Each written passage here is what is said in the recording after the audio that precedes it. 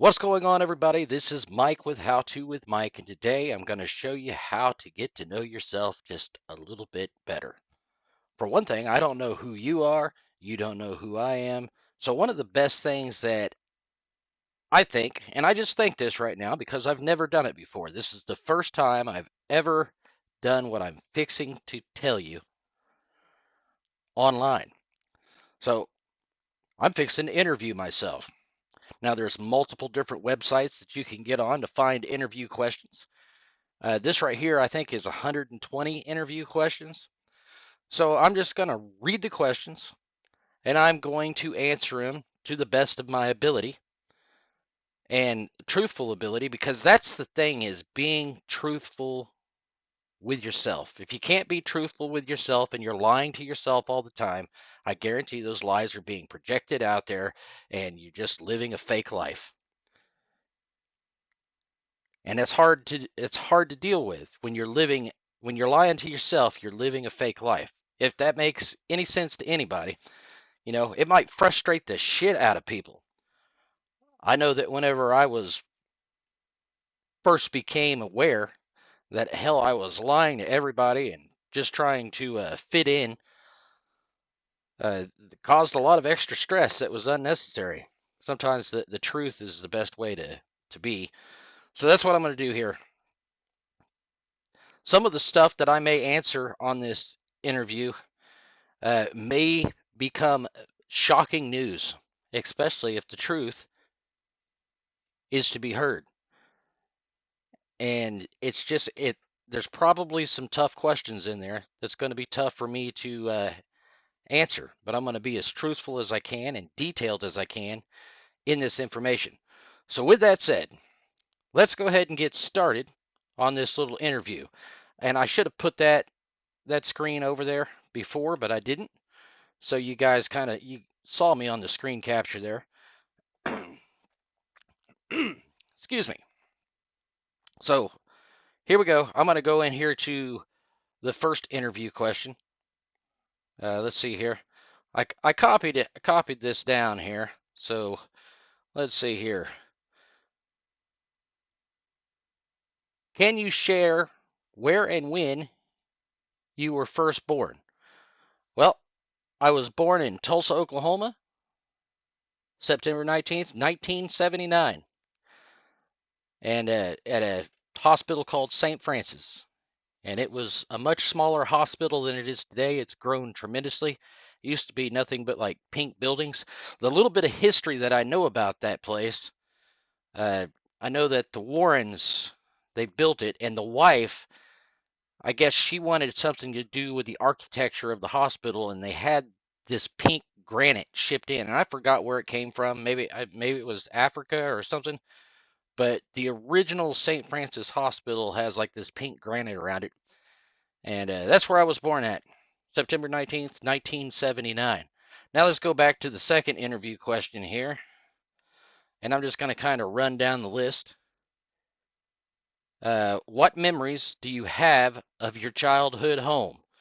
Well, for me, my childhood home, the memories I had of it were, I had a lot of childhood homes. But the very first childhood home I can recall is like maybe my earliest memories was a white floor. I remember having a pinball game, and I was lucky. I still have memories from when I was really young, but I remember playing with this little pinball game. And I think one of the reasons why I have those memories is because my dad used to take pictures all the time. So I have these photo albums, but I can remember me playing with this little pinball game. And we lived I lived in Tulsa, and it was a Harvard, I think. It was an apartment complex. I don't remember the apartment complex, but I remember the house that we lived in over there. Uh, I was I was an infant when we were in the apartment complex. Don't even remember the name of it. So the next question on this little interview is let me get there. I don't know what happened there. There's my old face right there. Let me get here to this right here. So that's what memories I had of my childhood home. How would you describe your family dynamic as a child? My family dynamic was extremely chaotic. Uh, Parents got divorced at an early age. Sister, I had a sister, and we kind of grew up in a chaotic household.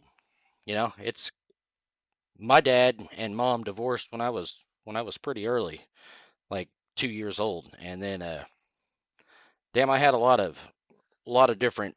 Mom had a lot of different boyfriends in the house. Some of them were abusive, and some of them were pretty decent. My stepdad toward the end, his name was Charlie, and he was really a good guy. I liked him. He wasn't like the rest of them, but it was chaotic, and then it kind of stabilized whenever Charlie moved in with my mom. At least stabilized that side of the family.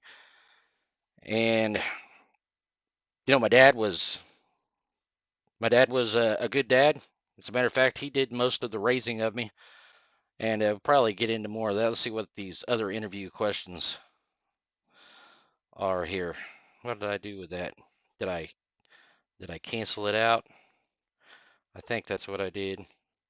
I'll have to go and open this up again because I accidentally closed that out.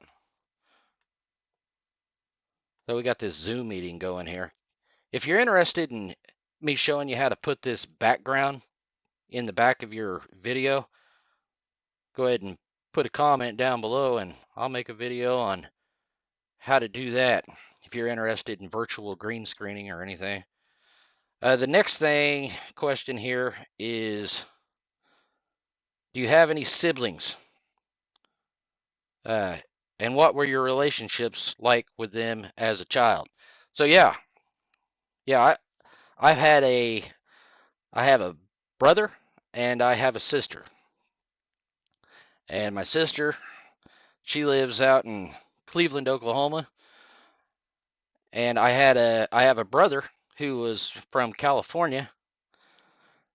And I didn't really get a chance to be around my brother that much. I remember him coming in when I was like 5 years old. And then back in 2001, I remember I took a trip out to California and saw my brother. But, you know, my dad was his dad. And I would say that they just fell apart, early. That they didn't really have that big of a relationship between my dad and him. But I had a big relationship with my dad because, it's just the way life goes. And my sister, me and her were together quite a bit. We still talk and stuff on a regular basis. We've kind of fallen apart the last few years, but that's just life has taken us in our own directions, and we don't talk as much as we did. But we had the same rivalries that most brothers and sisters do. I don't know if they still have it or not, but fighting over who got to sit in the front seat of the car and who got to sit over the hump. If one of the members were driving a station wagon, which seems to be obsolete, but who got to sit in the back seat, stare out the back window. But those were kind of the stuff that me and my sister dealt with. Uh, so the relationships with my sister, I would say, are fairly decent. The relationship with me and my brother, we probably talked a handful of times in our life. Uh, he's from what I know that he's an electrician. He's married, and I've got a niece that I've met maybe when she was 3 or 4 years old back in 2001, and it's just been a while. Shit, that's 20, 22, 23 years ago last time I seen my brother. Now, he might actually watch this interview on uh, on this page and stuff, so getting a little bit of family history and the way I've seen life growing up. I know my brother was really into cars, and I've really got to think back because he was a part of my life in the times that he was in it. But I remember that we used to go So he was like 18 years old, and we would go up to the Circle K, which was down the street, and we'd walk there. And there was this game, and I forgot the name of it to save my ass, but it was like playing with wizards, and I just remember like this character needs food badly, and I remember him playing that game, and he used to go down there as an arcade machine, and he would play that, and then we would walk up to the skate land, and he was a pretty good skater, I would say.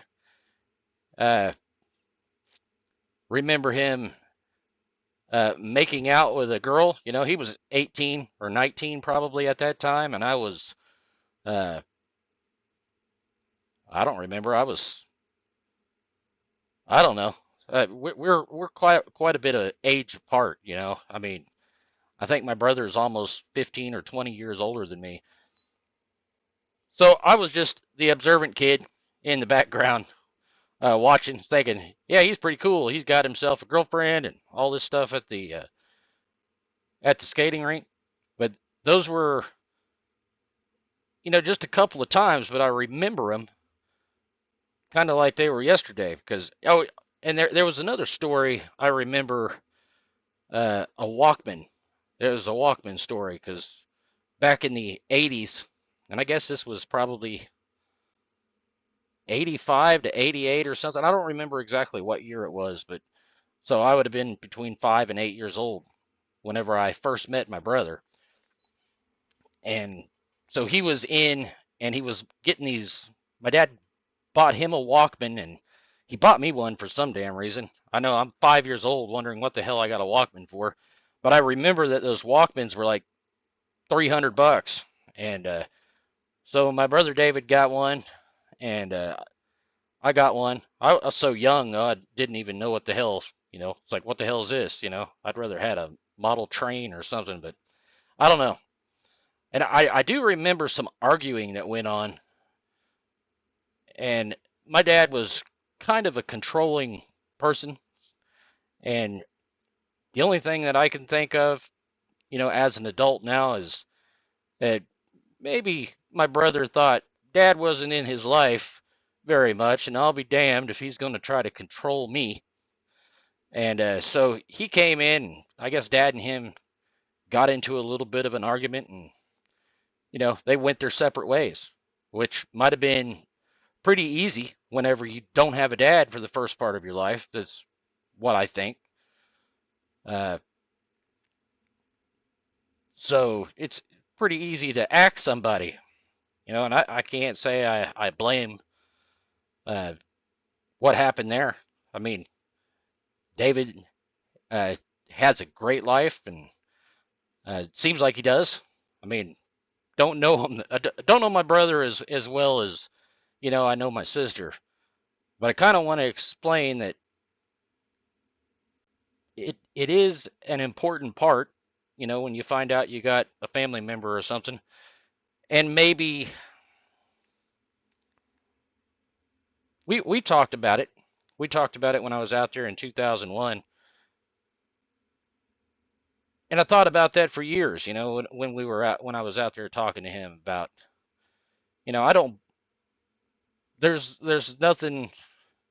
There's nothing there that I can really think of as to why, you kind of want, your family to stay together, and uh, but damn, if you haven't spent any time, you know, you're gonna live your own separate life, and dad lived his own separate life. Dad made some decisions that caused that situation, and that's a lot about what some of these future videos are going to be about, is just how life unfolds. You never know how it's going to unfold. Maybe one of these days I can take another trip out to California. I've got a nephew out there I've never met before, and I don't even. So sometimes you get really separated from your family, but me and my sister, damn, that's a whole video in itself right there, is just me and my sister, because we were pretty close, because half brother, half sister, and my sister had a different dad. So goes back to the chaotic part of the family. When you got that many dynamics, I don't remember how many stepdads I had or boyfriend live-ins, and until Charlie came along, and then everything kind of stabilized, like I said. But uh, let's move on to the next question. That's a lot of interview. Uh, what were your parents' professions, and how did they influence you? So, what were my parents' professions, and how did they influence me? Well, a lot of my friends that know me personally know that I was a truck driver. My dad was a truck driver for 42 years. And I have to say that influenced me. So that's probably why I drove a truck for as many years as I did before I decided to give up and move into something else. My mom, she never really had much work. I can probably tell you. So she cleaned houses at one time. She did a little bit of landscaping. When I when I was born, she worked at a place called Rose Bowl, which was a bowling alley. She didn't work there very long, so my mom didn't really hold the job very long. She was mainly at the house. She did like to party, and but she was there for me and my sister, so uh, got to give her got to give her that. Let's move on to the next question. There's some deeper stuff that I can get into, uh, but I kind of want to see how these interview questions are rolling because it might actually answer all the questions. You see what I'm saying? So let me go back here and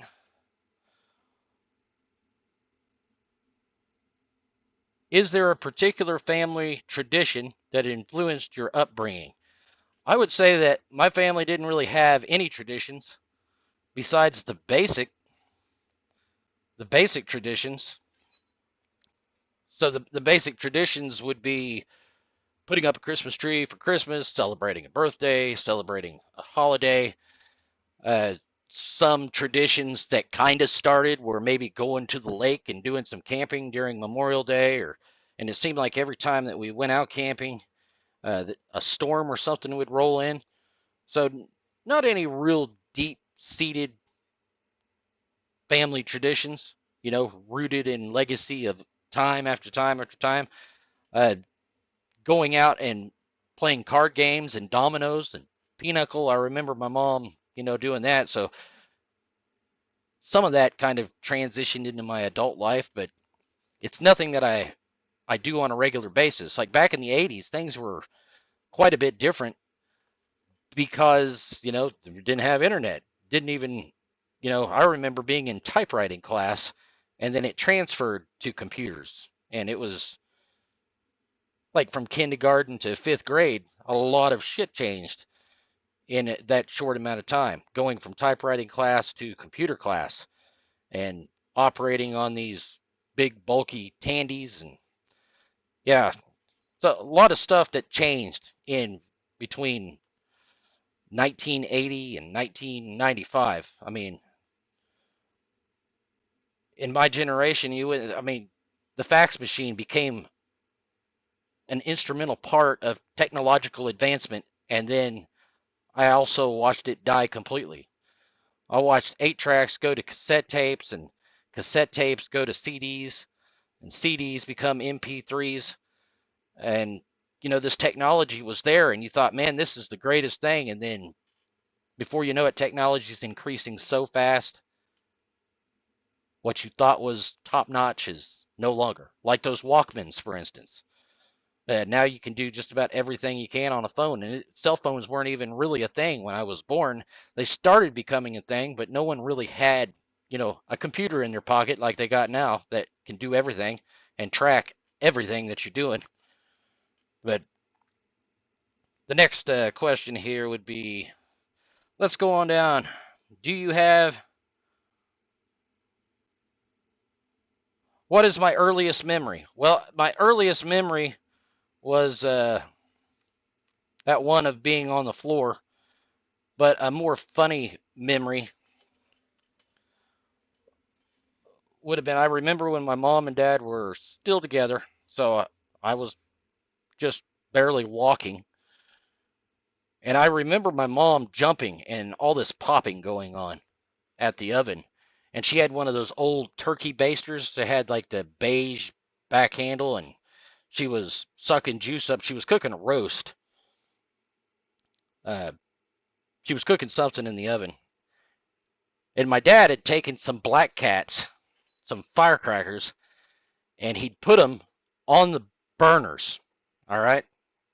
Like I said, family was a little bit chaotic growing up, and this was one of the very first memories I can remember of chaos taking off in my family. So my mom's sitting there cooking. She turns the oven on. Well, that little oven gets hot, gets red hot. Well, starts a heat reaction, which in turn lights the fuse on the black cats. The black cats start exploding, and mom just about jumps out of her shorts, pisses her pants right there. And I remember a bunch of yelling going on, and a big fight ensued. It was like the first time I mean, these are critical moments in your child's life, and this is what I'm getting to experience. Uh, that's the first really deep memory I can remember. The first deep memory I can remember as an adult is my mom and dad playing practical jokes on each other, if you want to call it a practical joke, because when thinking back, it just turned into a large fight.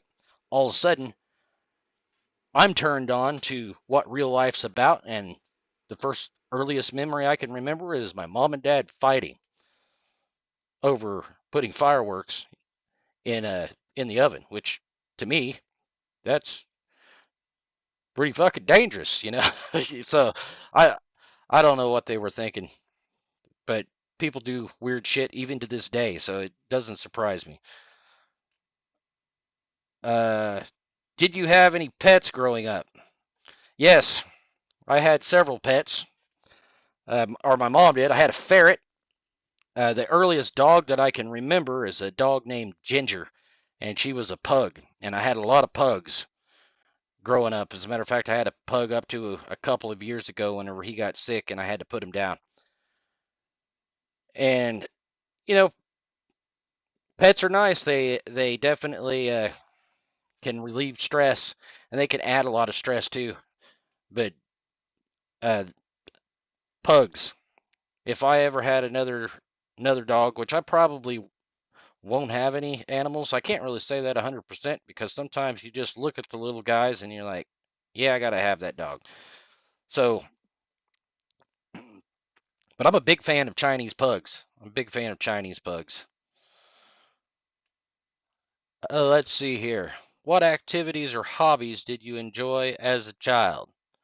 Well, one of the things that I got into as a child was model trains, and it took me, I don't know, fifth grade, sixth grade, something like that. I really got into model trains, and I joined a model railroad club. Yes, I was one of those guys, a model railroader, HO scale. And I remember, and it might have been something because of the trucking. I rode with my dad quite a bit in the trucking industry, but I do remember being into model trains. I tried to get into models and got into Legos and Matchbox and all this stuff that was before technology. Uh, but yeah, model trains was something I was really into, and other activities like soccer. And I wasn't very good at soccer, and I was in taekwondo, and I made that a little bit. My dad put me in that, and those weren't things that I really wanted to do, like the taekwondo and the soccer. So I never really exceeded at them in any way because I wasn't really into sports as much, and I'm still not really into sports. Now I know what a football game is, mainly because I had to sit in band class because I was that guy, the band guy, playing trombone, trying to but you had to go to all the football games, so I know how football is played, and I know the rules, and I know that having 12 guys running after me personally and trying to tackle my ass isn't something that I wanted to do. But I would sit up there and stand and you know blow on that trombone and baritone or whatever high school I was going at because I went to two different high schools in I went to let's get back up here. I went to Hale High School and Memorial High School And you talk about a big culture shift from going from Hale High School to Memorial High School, but we'll get into that a little later. Drifting off subject here. Let's get into, let's see. Can you share? I'm just trying to get into where the hell the next question is because I got all this stuff. What is your earliest memory? Did you have any pets? Yep. What activities? How did your family celebrate holidays or special occasions? Well, I would say that we did the holidays and the special occasions. I kind of mentioned this earlier, but presents underneath the tree. Sometimes we would get and open up a present before. Sometimes me and my sister would be in there, sneaking in and opening up, seeing what we got. So we would normally celebrate, and birthdays. They would celebrate birthdays. Mom would have a birthday party for me. I guess that's about the only benefit you could say about having two parents is that you're going to get two birthday parties, and that's the way. That's the way I grew up. So we had the traditional birthday parties, traditional Christmas. We'd have the traditional turkey at Thanksgiving, but that's about as traditional as it got. Everybody comes together and puts on their faces for the holidays, and everybody's back to their normal life. So that's not much different, I don't think, than anybody. Let's see. Role models.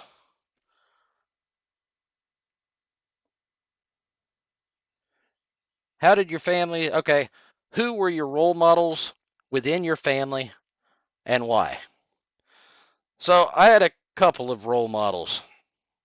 Uh, Within my family, I would say my dad was my number one role model because, he spent the most time with me. So he taught me how to drive a truck, and he taught me so much. And as I became an adult, I realized that, you know, maybe my dad was an asshole from time to time. If anybody knew him, you know, but that doesn't make that a bad situation. So when I look at my dad and I started doing some uh, self thinking, I was like, well, maybe my dad was an asshole, and that influence actually followed me into a lot of relationships that I had where I was projecting what I learned being an asshole out toward other people. So it takes a while, and then I realized that, hey, maybe I could take the shit that I learned that was good from my dad, and I can keep that, and I can shed all this shit that he taught me that isn't helping me at all. Same thing with my mom. So, because nobody's perfect. I'm not perfect, and I'm never going to be perfect. I strive for that every day, but uh, the influences that I had were mediocre at best. I had decent parents, just like me, uh, firing from the hip. I don't think my parents knew what the hell they were doing. Uh, they were just firing from the hip and hoping for the best. Getting their influences from other people that were screwed up. So, and it wasn't until a lot later on in life whenever I realized that I need to start thinking for myself, and everything that worked for my dad isn't going to work for me, and everything that worked for my mom, it's not going to work for me neither. So get in here to the next one. Let's see. We got all those answered. I'm just looking here at another question. Was there something unique about your family's cultural background? Cultural. Uh, I know that there's something unique about the LaMarche name. Is uh, one of the stories my dad told me was his parents were border jumpers, and so when we think about that, they jumped the border in Canada and had him in the United States. So I wouldn't be a United States citizen if my grandparents hadn't crossed the border and had my dad in Vermont. And of course, neither would my brother for that matter. because he would have been, either we wouldn't exist at all, or we'd be Canadian and living up there up north somewhere. But that's something that's different. And on my mom's side of the family, I think that we're Cherokee. We're Cherokee descendants. Uh, we checked the roll, and we never could find anybody who actually signed the roll. So a running joke that we had was, well, maybe they just didn't sign the roll. But you know, sometimes you find out that the people that you trusted the most in life might have not have had a damn clue. So I'm not 100% sure if we're Cherokee or not, but uh, I know that a lot of my family is from the area where the Cherokee Nation was at, but we can't find any evidence, or I can't find any evidence that any of my families have ever been on the roll, and so that's all I know about that. Well, let's see here.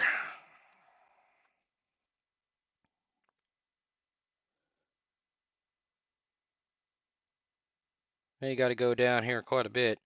Uh,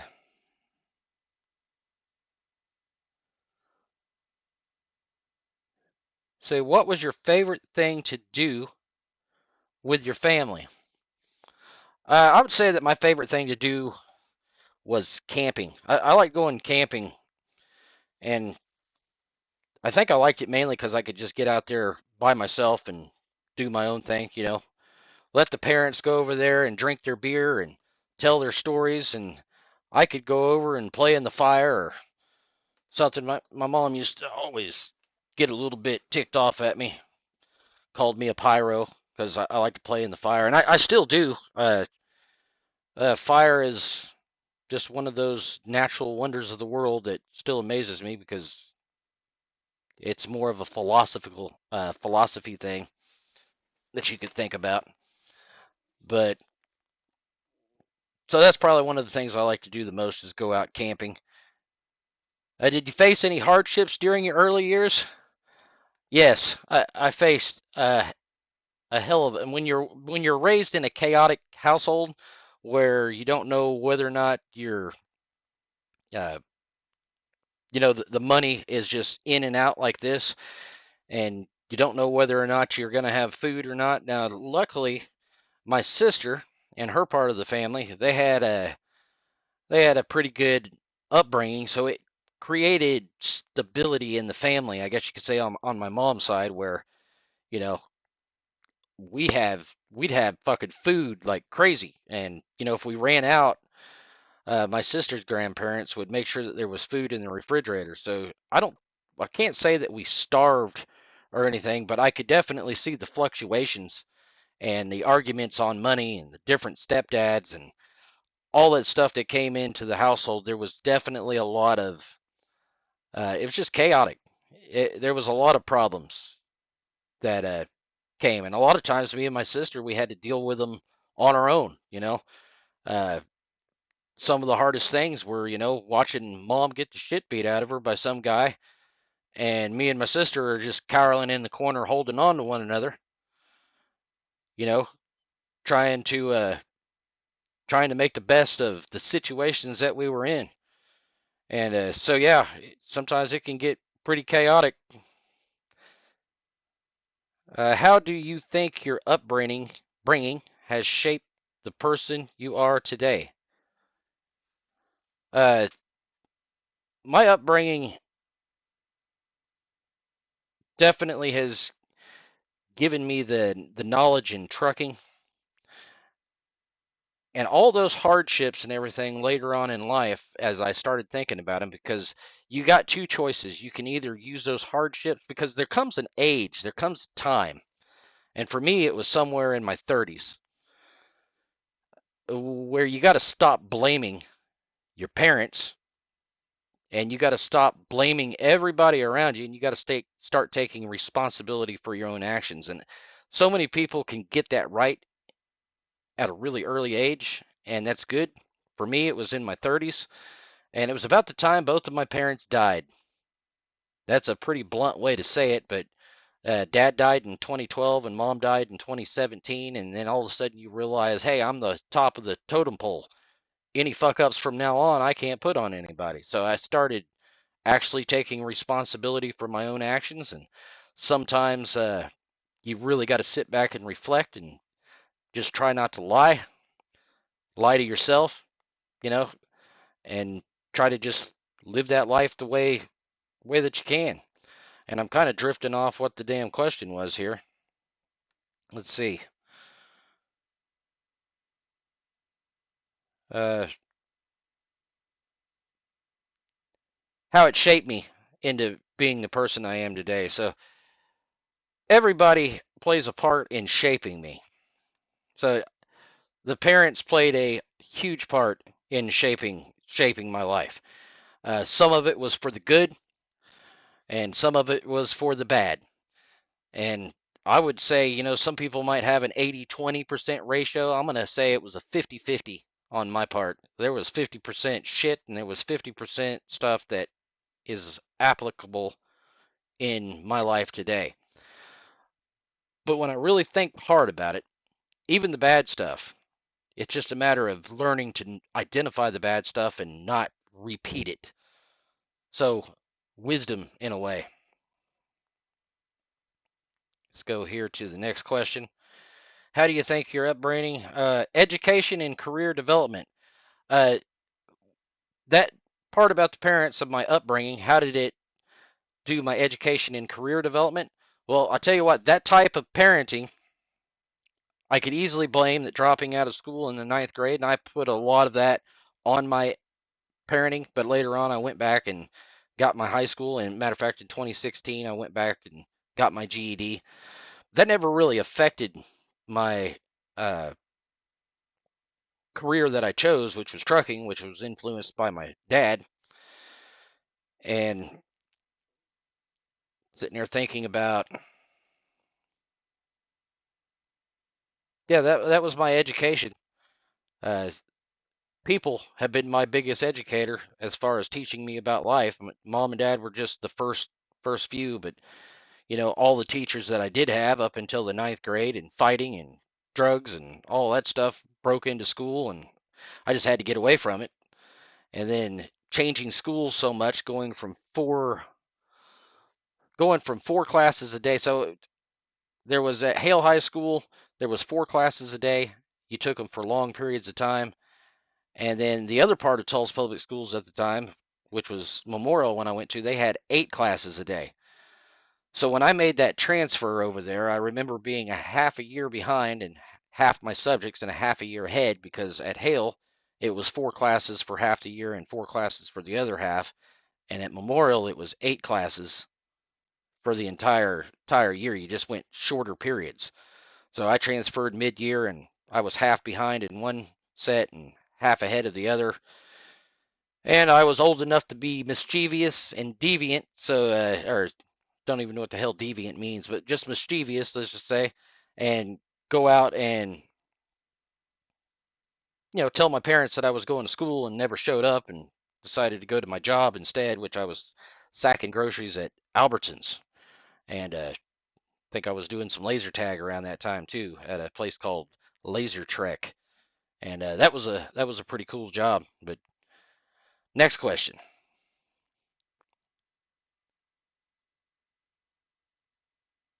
what was my favorite subject in school and why?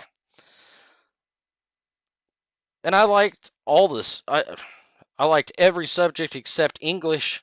I still suck at spelling, so uh, I guess my favorite subjects were math uh, and science, math and science, and social studies. I like that. I've got to sit here and pop all this heart medication right now. So let me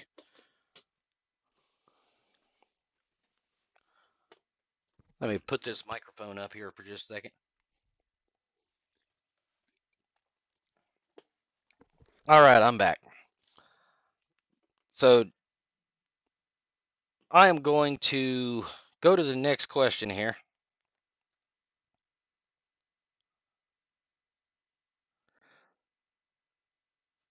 So, did you participate in any extracurricular activities or sports? Well, I already answered that. I did some taekwondo and I did some soccer, and I I sucked at it.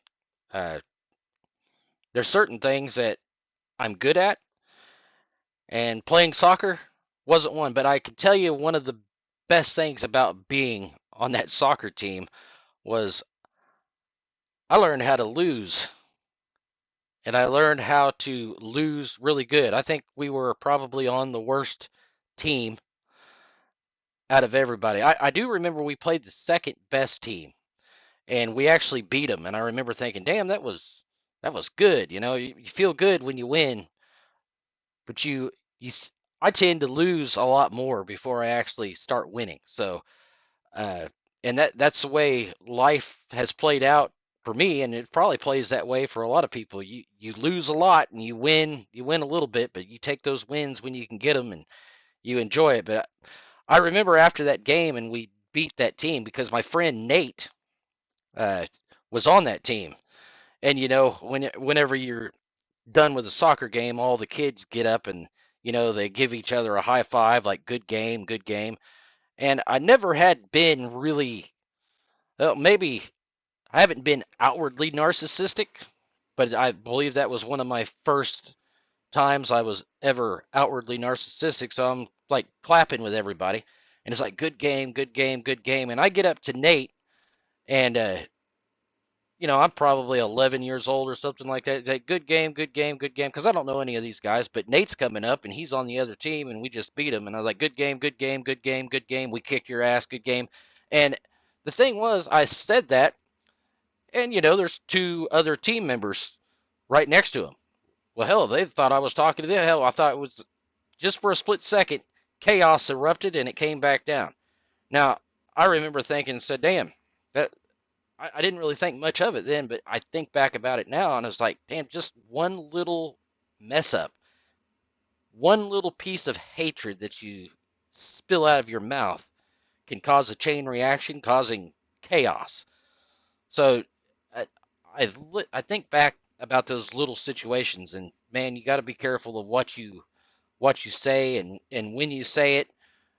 If you want to keep peace in your life, if you just like to cause controversy and all that, then man, talk bad about people because so many people do, and that's the way the world goes. But it definitely changes your mind whenever you realize that you can stay sane at least.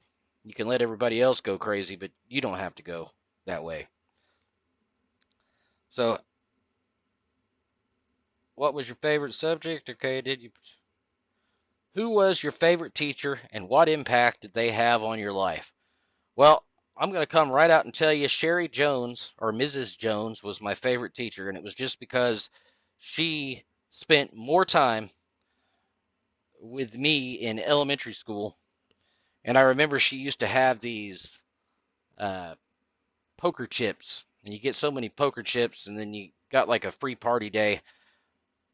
But I learned how to read, I learned how to write, I learned math, and it was kind of like a special class. The people that weren't quite as bright went to her class. And I remember that I started developing in there and I started getting my reading level up.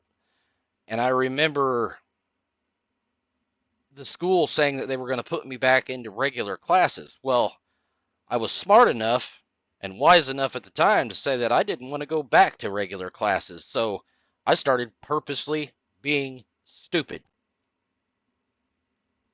So it was a lie. I was actually purposely lying so that I could stay in Mrs. Jones's class because I thought at the time she was the only teacher that cared, and uh, so I got to be in her class all the way until like the fifth grade. So I'd always disappear from regular classes, and it may have been just being an introverted kid, maybe growing up with all that chaos. I didn't really much care for it. So what I would do is, in her class, there wasn't that many people. I remember a girl named Paula Sams was in there with me, and I'm trying to think of, I can't really think of anybody else that was in that class. There's only like 4 or 5 of us. And, but yeah, out of all the teachers, she was definitely uh, number one influential teacher I've ever had. And another honorable mention, I would say, would be a guy named Bill Hewlett. Uh, he was a social studies teacher in 6th grade at Whitney Middle School, and he used to pay money. I remember he used to ask questions, and he would give out like dollar bills, or he would just randomly break out into song. And I thought it was cool. I thought he could carry a pretty deep, Mike Rowe sounding deep tone voice, and every once in a while he would start bellowing out a song that I knew, like a Buddy Holly tune or a Roy Orbison tune. I think I got a couple of dollars, but he used to teach mnemonics and acronyms, and like my very educated mother just served us 9 pizzas: Mercury, Venus, Earth, Mars, Jupiter, uh, Saturn, Uranus, Neptune, and Pluto, which happened to be a planet back then. It's not now. Don't know why. Just disappeared from astrology or something. But or astrophysics. Don't know. But another one was I can't even remember the acronym for it, but it was all the countries that bordered the Mediterranean Sea as of 1997. And it was Spain, Italy, Greece, Portugal, Turkey, Lebanon, Morocco, Algeria, Tunisia, Israel, Libya, Israel, Cyprus, Syria, Albania, Yugoslavia, and Bosnia and Herzegovina. Now, I didn't think I would ever need that information, and I've only needed it one time when me and my sister were playing Trivial Pursuit. And for some reason, one of the questions in there was name at least 3 countries that border the Mediterranean Sea. And that was the question. And I was like, hey, sis, if I can name them all, can I get that damn movie trivia puzzle piece to put inside my puzzle? And so I went off and said the same thing: Spain, Italy, Greece, Portugal, Turkey, Lebanon, Morocco, Algeria, Tunisia, Israel, Libya, Cyprus, Syria, the same acronym that I used a while ago. You got to be able to say it just right. Spain, Italy, Greece, Portugal, Turkey, Lebanon, Morocco, Algeria, Tunisia, Libya, Israel, Cyprus, Syria, Albania, Yugoslavia, Bosnia, Herzegovina. Well, those were all the countries that bordered the Mediterranean Sea. And I got my little damn piece. And I think I actually won that game of Trivial Pursuit because I sucked at movie trivia and I could not get any of it right. Of course, I I wasn't very good at any of those board games, like chess or any of that stuff. But I think one of the best things that I've got is memorization. I can memorize, and I can study something, and I can actually learn how to do it. But drifting off subject here, let's go. Did you face any hardships during your early years? Yeah, we already answered that. Uh, what level of education have you achieved, and how did you decide on that path? Well, I dropped out of school in ninth grade, like I was talking about, and started driving a truck. Got married, had some kids, or had one kid. I had one kid, and that might have played a part in dropping out because all of a sudden, I think I was 17 whenever they got pregnant, and I was 18 when my daughter was born. So being at that age and having a kid, it's not an easy process. So that's when I started driving a truck. I remember walking in almost crying, when I asked my dad, and I said, Dad, you know, girlfriend's pregnant. And I remember he just put his hand in my chest and he pointed at me and he was laughing. And I'm crying because I think he's going to be ticked off at me or something like that. And he puts his finger right in my chest and kind of pushes me and says, Son, you're going to learn how to work now. And I remember thinking, well, damn, he's not upset or anything like that, but did not know how true that statement was going to be, because raising a kid is not an easy thing to do, especially when you have no damn clue as to what you're doing. So, and when it comes to that, hell, I wasn't really there that much because I was a truck driver, so I was gone a lot. So I got to give a lot of credit to other people when it comes to raising kids. Let me get to the next question.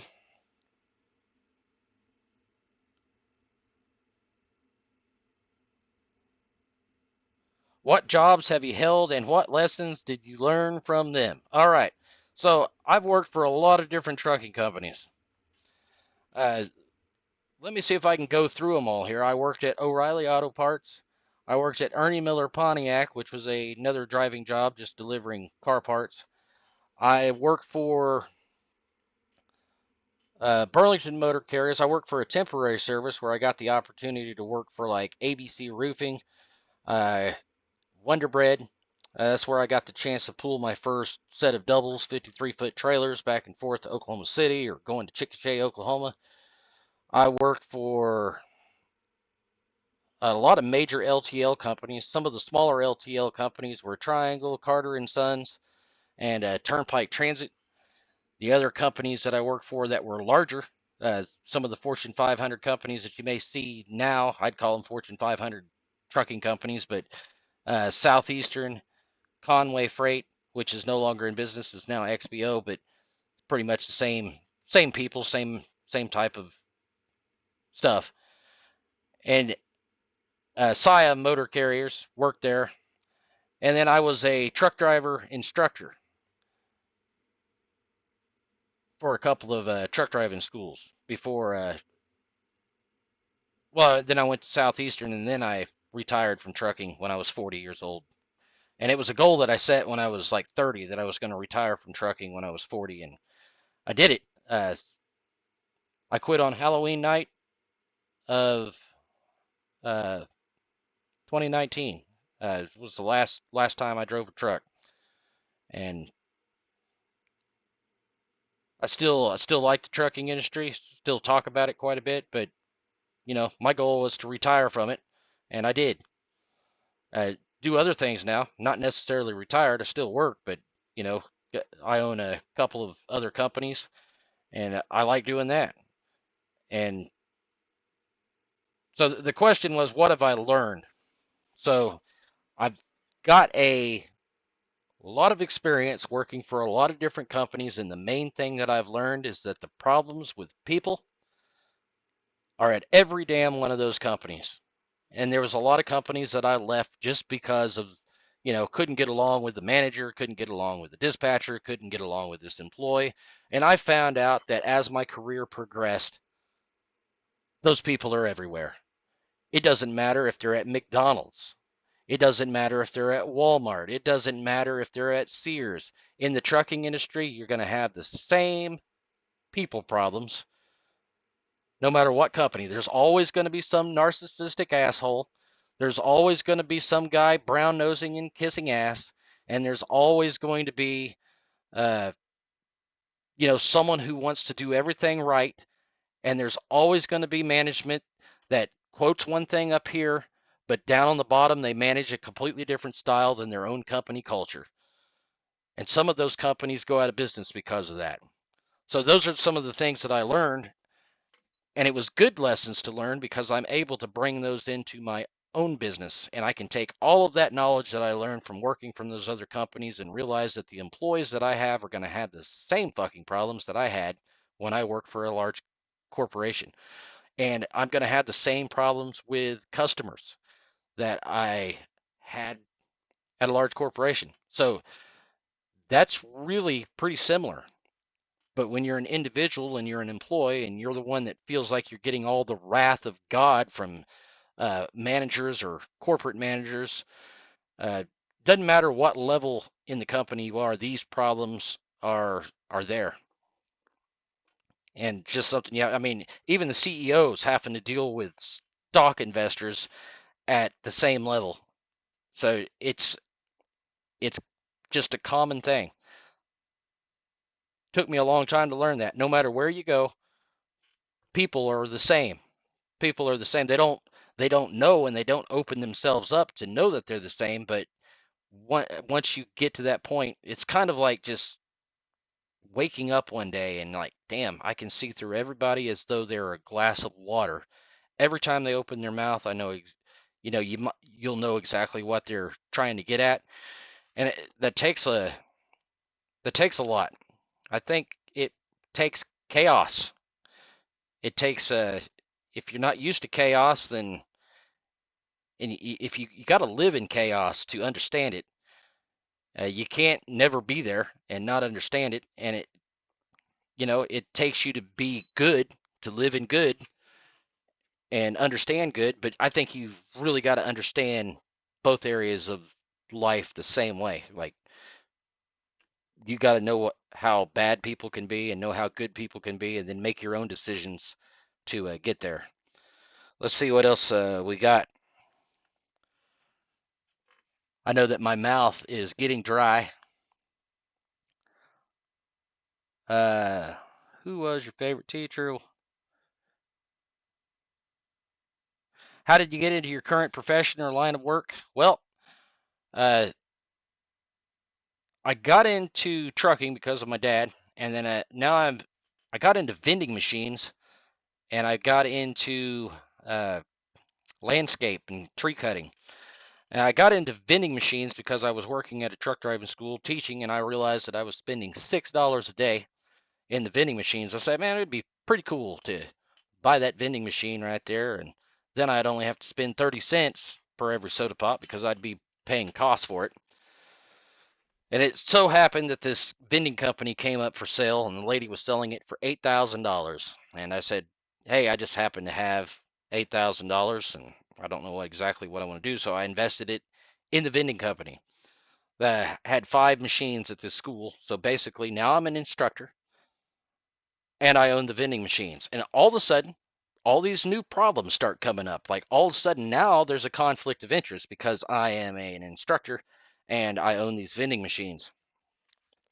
So we went through all that, and there was no conflict of interest. After a little bit, they went ahead and allowed me to do it, and so I owned the vending machines. But 30 days later, after I bought those vending machines, the corporate people came in and said, "Hey, school's not profitable. We're shutting you down." So now I just spent $8,000, and I've got 5 vending machines here, and I've got one vending machine that I bought for the same investment at another place that wasn't doing anything.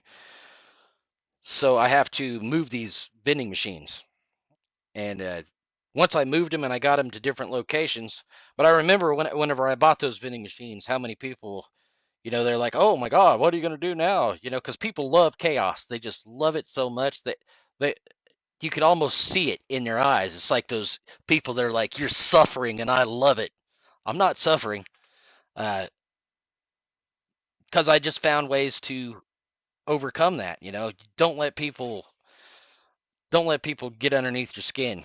And the more and more I own my own business or I do my own thing and I don't fit into the societal norm, I guess you could say, like don't go to that 9 to 5 job, don't wake up at a certain time. A lot of people look at you like, damn, you're different. And people don't like people that are different. Uh, that's just the way it is. I think that stems in everything that we do, for, the racism and everything that happens in the country.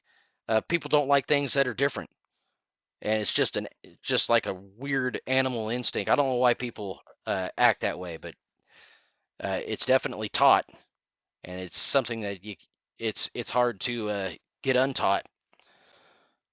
Let me move into something else. How did you get into your current profession? Okay.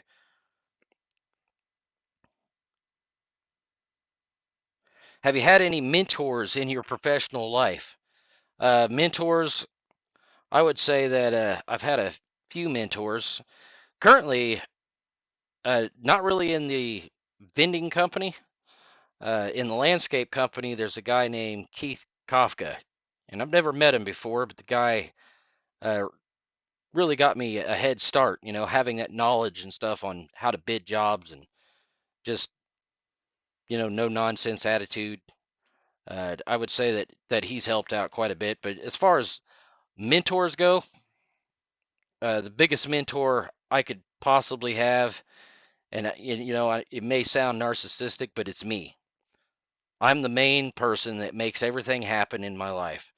If I'm sad, I made that happen. It's my own emotions that make that happen. If I'm happy, it's my emotions that make that happy. Other people can influence that, And if I allow those influences to get to my head, they can actually get into my head and control my emotions. And I've learned not to let that happen, even if it upsets them, because that's just what I've had to learn. It's developing that thick skin.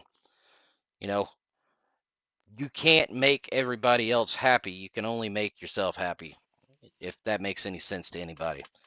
So the other thing is, what job have you held, and what lesson did you learn from it? Have you had any? Okay, what are you most proud of accomplishing in your career? Uh, Damn, that's a hard one. I don't think I've accomplished my most proud moment yet.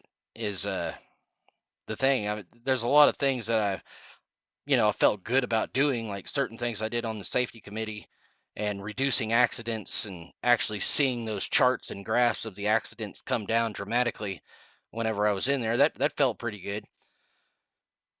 Uh, Probably great achievements is the drivers that I've taught and put out there, that were taught by me at the truck driving schools that I worked at. I like thinking every day that I'm still technically behind the wheel, and uh, a little bit of me is rubbed off in these new drivers that are out there on the road who've actually got some pretty good experience now. Some of them may not even be in the trucking industry anymore, but some of them still are. And, that makes me proud that I was able to play a part in helping other people uh, get out there on the road and start a career for themselves.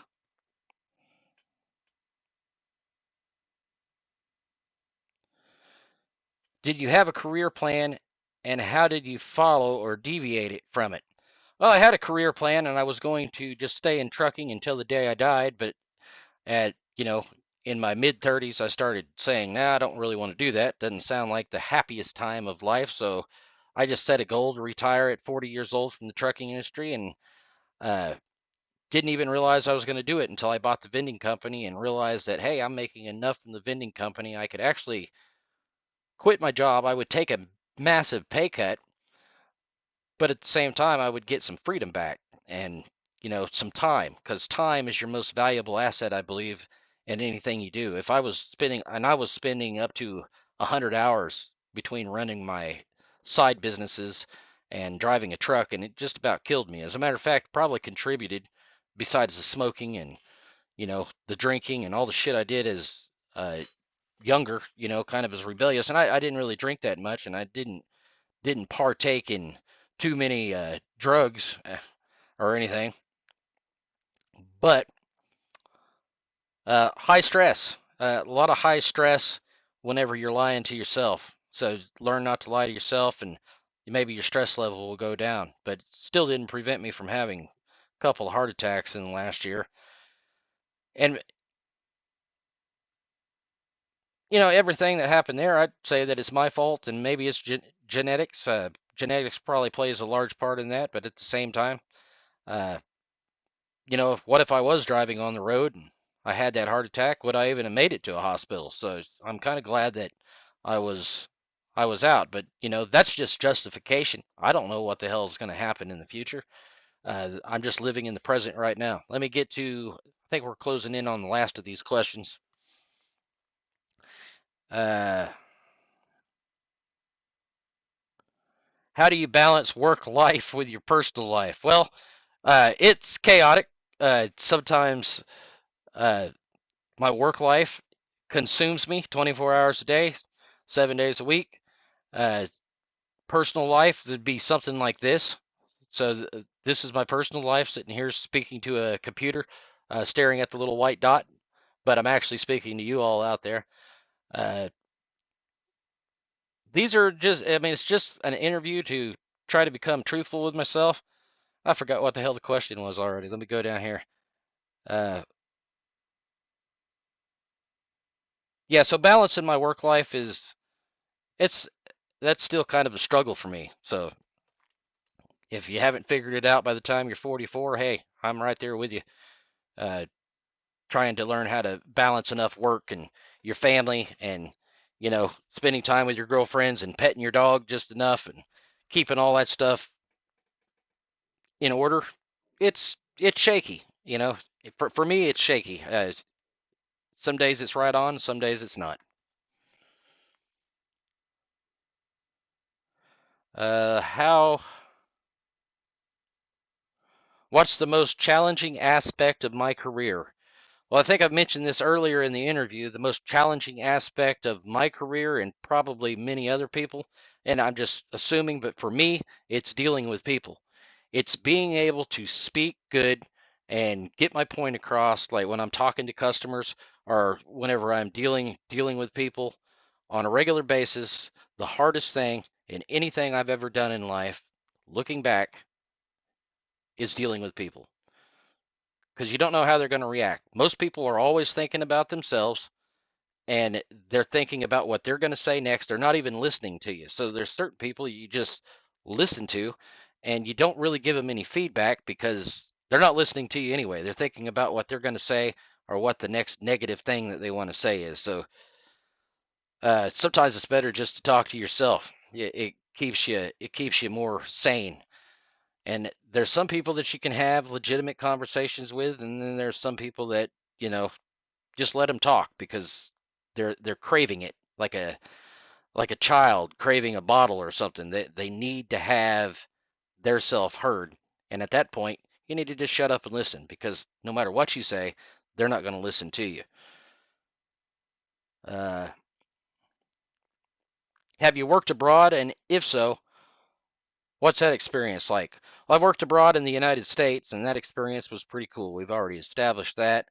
Have you worked, in your view, what constitutes success in a career?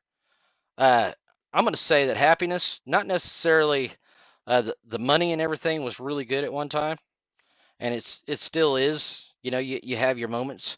Uh, Money doesn't constitute my success. My success is being accomplished on a daily basis. I'd say the number one thing is developing confidence. Confidence in your ability to be able to do something and getting better at dealing with people, improving yourself every day. I would say that those are the things that I've learned from. But as far as working abroad in a foreign country, I've been to Nava Laredo, walked across the border down there, and I've been into Canada, but haven't really gone overseas or anything like that. In your view, or nope, I already read that one. Have you ever had to make a significant career change? I've never had to make a significant career change, and one of the things that I like best is that I was able to make the changes. No one forced me to change. I mean, I got laid off, and that particular change I made work out for me because I went back and got my GED because basically every trucking company I ever worked for, don't mind saying this now, but you had a ninth grade dropout working for you, a ninth grade dropout. And it wasn't until I got my uh, GED in 2016, years later, that I decided that I wanted to teach. Well, whenever I went to go teach truck driving, it was the only job I ever had where they said, we need to see a copy of your high school diploma. And the state of Oklahoma requires, a massive background check, and they do the check on your GED. So it was perfect timing to get laid off from the company. And the guy that I was working with at that particular company, he was a complete asshole. He still works there. I'm not going to say what company it was, but he still works there. He's still a complete asshole, driving the drivers crazy. And I'm gone from that. I'm getting to do exactly what I wanted to do. So sometimes things just work out, And boy, you might sound kind of narcissistic there, Mike. Yeah, yeah, I think that a little bit of narcissism is going to get you away from certain people that you just don't want to be around. And you got to be that way. You kind of got to be, if you're just laid back and you let people walk over you all the time, I mean, you're going to have a pretty sad, pitiful life. And I've never been on any antidepressants or anything like that, and I'm not saying that antidepressants are wrong. For me, I've never been on them. And I might should have been on them at one point or another, but I'm just glad I was able to figure out this journey without a bunch of chemical imbalances to my mind besides the cigarettes and the caffeine that I'm already on. So I guess I am on some antidepressants, but that doesn't make any sense, but maybe it does to somebody. Let me go to, I think we're winding down. Holy shit, there's still a bunch of questions here. In your view, what constitutes success in your career? Okay, have you ever had to make a significant career change? What advice would you give to someone starting in their field? Uh, the advice that I could give to someone who's starting in their field is learn about it. Learn about it as much as you can. Study it. Uh, you can look at other people if you want and kind of get kind of a rough idea. I really believe in doing everything organically. If you want to do something, I mean, learn the system and how it works and how you're going to make money, but you really need to be your own self. If you copy another company or you copy someone else, then you're just going to be a copycat. That's what what we called people back in the day. You cut trees, there's a certain when I talk about being a copycat, there's certain careers where you need to be a copycat. Like, for instance, I like a heart surgeon to be able to do the surgery the same way as another surgeon, and they're trained all in the same way, all in the same uh, Latin terms. And it's nice. It's nice to know that I can go to a heart surgeon who does cath surgeries, for instance. It just happened to me. That's the only reason why I'm bringing this up. I could go to somewhere in Seattle, Washington, or right here in Oklahoma, and I know that the surgeon up there has the same knowledge as the surgeon down here, and they're going to do their best to make sure everything stays the same. So when it comes to copycat, that's not a bad place to be. But if you're starting your own thing, uh, be yourself. Don't lie to yourself, and you can actually become a genuine person, and it can bring out a side of you. Like, I never thought that I would be able to speak like this in front of a group of people until and it's a snowball effect. So you stop lying to yourself. Mike, you probably should stop lying and go out and get your education. You go out and you get your GED, and then you get a job that requires a GED, and then you start teaching and you start getting in front of people and you start speaking, and that's how I'm here right now.